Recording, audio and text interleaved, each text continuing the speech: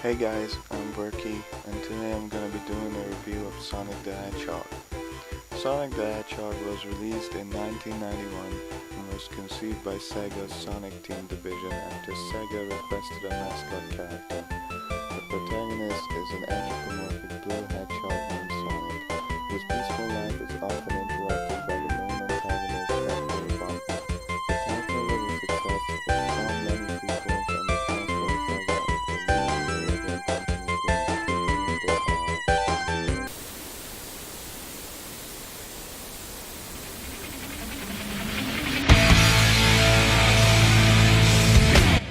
Well, I guess we're playing this now. Oh wow, radical speed. Look at all that speed and speed. Whoa. For real though, let's talk about the Sonic the Hedgehog franchise a little bit. I like it. Don't know why. It's kind of just like you have these thoughts implanted into your head that this franchise has some awesome characters, great stories, and exhilarating fast-paced gameplay. But does it though? Does it really? Oh yeah! This is happening! Oh yeah! Quality animation work. It's just mwah, perfection. Oh yeah! This could be fun! Oh yeah! Fun! Here we go. Get those rings. For me. I don't even have to play. Sonic just gets the rings for me in a cutscene. Oh, here he comes! Look out! He's got a fit. Actually got it. Oh no! You got him. Look, he's a puddle now. Oh. Oh. Oh my god. This camera. No! Wait! Bam! Big meanie what the what is he doing? Stop it. Let me hit you. There you go. You dead. That was it. Alright. Fun game, boys. Had fun. It was good. 10 out of 10. 10. See? 10 out of 10. That's what I said. I mean, don't get me wrong. I said I liked Sonic, and I really do. But there's still stuff that bothers me about it.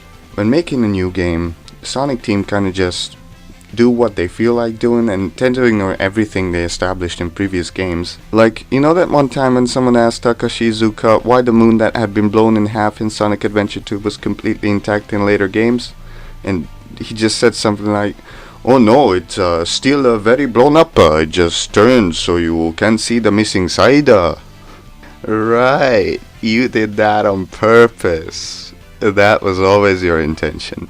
What a sly dog you are, Takashi. They could say this is more of an oversight than blatant ignorance, and yeah, sure, it probably is, and one slip up like this isn't the end of the world. But I feel like this kind of "it makes sense because it just does" attitude can be applied to a lot of things that happen in the games. Like, why does Shadow need a bike if he's as fast as Sonic on foot? Because it's cool. Why isn't Gun ever mentioned after Sonic 06? Don't know, it's just not relevant, I guess. Why are the Wisps back in Lost World and Forces? Why wouldn't they be? Who are the Deadly Six? What is the Lost Hex? And why does any of it matter? You got it! It feels like just about every other Sonic game could be labeled as a reboot of some kind, and they just feel disconnected. At times even like they take place in completely separate universes, and it's just confusing, okay? Sonic Team still have no idea where they want to take this series. They've been making Sonic games for more than 25 years, and just about everyone agrees that the first 3 they made, and Knuckles, were actually really good. But the ones that came after have more split opinions around them, let's just say. They keep experimenting with different features that mostly end up being a hit or miss with people. I mean, they got something with the whole boost formula, you know, where you press X to gotta go fast. But this created the whole new problem of how do you make a level last longer than 5 seconds if the player is literally traveling at the speed of sound? And this is why the Warhog happened, by the way. This is why about 60% of all boost gameplay is in 2D. This is why they always have to have some other gameplay style in there. And this is why they have yet to make a game that is fully 3D and entirely boost gameplay. I guess they might also think it would get boring if that were all they had. But would it though? I mean, it's pretty fun. You know how in the beginning I mentioned that I don't even know why I like the Sonic franchise to begin with? Well, I still don't know why I started liking it, but I do know one thing that I legitimately enjoy about it: the Archie comic book series. It actually has good writing, storytelling, character development, and continuity. When Ken Penders wasn't forced to publish or to reboot the entire series after like 250 issues, that is. It introduces a lot of new interesting characters, and also includes and develops ones that the game seemed to have forgotten about. For example, do you know who Bean the Dynamite is? Well, if you haven't read the Archie comics, chances are you don't. He was in one game that I don't think a lot of people even played, and only made cameos in more recent ones. Ian Flynn basically gave this character life, okay? God bless you, Ian. In Sonic the Fighters, which was the one game Bean actually appeared in, he was basically just a random playable character with no backstory whatsoever that they took from a different game. In the comics, he's part of a gang called the Hooligans, which is made of two more similarly neglected characters, Nag the Weasel and Bark the Polar Bear. They're sort of a bounty hunter / mercenary group often employed by Dr. Eggman to fight Sonic and his friends or get a Chaos Emerald for him or something along those lines. Bean himself is this hyperactive, crazy, bomb-throwing madman, or bird. Basically think of like Junkrat from Overwatch, but also cute and lovable. Honestly, I think he's one of my favorite characters from the comics, along with this one robot from one of the early issues that just goes, "Slap me some titanium, chum." Yeah, I can't get over that. Ultimately, what I think I liked the most about the comics was the overarching continuity and mostly consistent world. There were some odd things here and there, mostly in the earlier issues, but that's understandable since those early issues came out in the early to mid-90s, before Sonic's world was really established by Sega, if you can even call it established.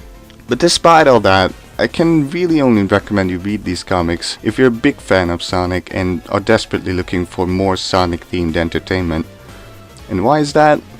Well, for a lot of reasons, but mainly because one, as I previously touched upon, the entire series suffered through a major reboot after some legal trouble with the old lead writer, and a lot of stories were left unfinished. And two, after running for 24 years straight, being recognized by the Guinness World Records as the longest running comic series based on a video game, in 2017, Sega decided to pull the plug on it, and the entire thing came to an abrupt close. Again, leaving many stories unfinished and a bad taste in my mouth. So what I'd recommend you do instead is read the new IDW comic series. It's being run by some of the same very talented and dedicated people that made the Archie series great, like Ian, God bless you Ian, and so far it only has 6 issues out, so it's a lot easier to catch up with.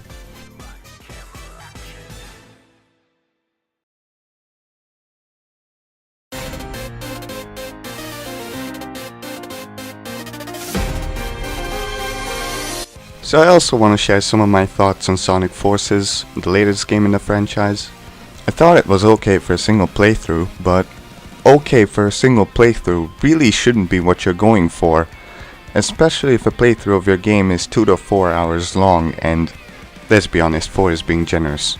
Granted, they did sell the game for a lower price, and it's fine and all, but when you can get Sonic Mania, a game that you can arguably get more playtime out of and is actually liked by both critics and fans, for even less, what reason do you have to buy Sonic Forces again? To me it kinda feels like they wanted to do too much with this one game and ended up with very little. They had the custom character, which was a decently executed part of the game in my opinion, but let me ask you this, in what other game do you make your own custom character and then only spend about a third of your playtime actually playing as them? I think if they really wanted to go forward with this idea, maybe they should have just made some sort of a spin-off game instead of a main series one, where you would only play as your own custom character that you made in the beginning. I feel like it would have given them the opportunity to try something different, maybe even break away from the entire going fast shtick the games are generally known for. They could have just focused on this one gameplay style and really fleshed it out. Who knows? It could have resulted in a more focused game, maybe even a better one gameplay-wise.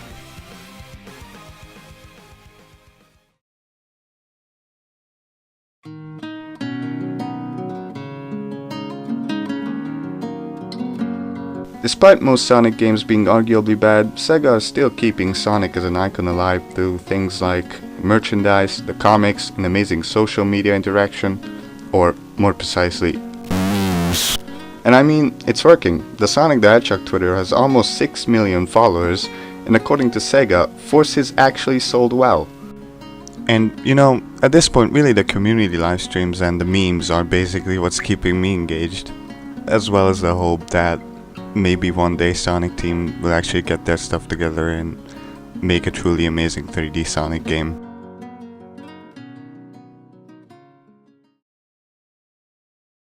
Also, there's a movie coming out next year, and signs point towards it probably not being so good. Yeah, no, not very good at all. Hey, hello. Hi. Thanks for watching my first video on this channel. My name is Adam. This is definitely not the only type of video I'm gonna be doing, so I guess don't just expect solely this to come out from me. And if you thought it was horrible, then I'm sorry. I'm sorry for wasting your time. But if you thought it was okay, like, or even liked it, you know, just, it would be nice if you could subscribe. So yeah, that's it. I suppose I don't really know what else to say here. So have a good rest of your day and see ya.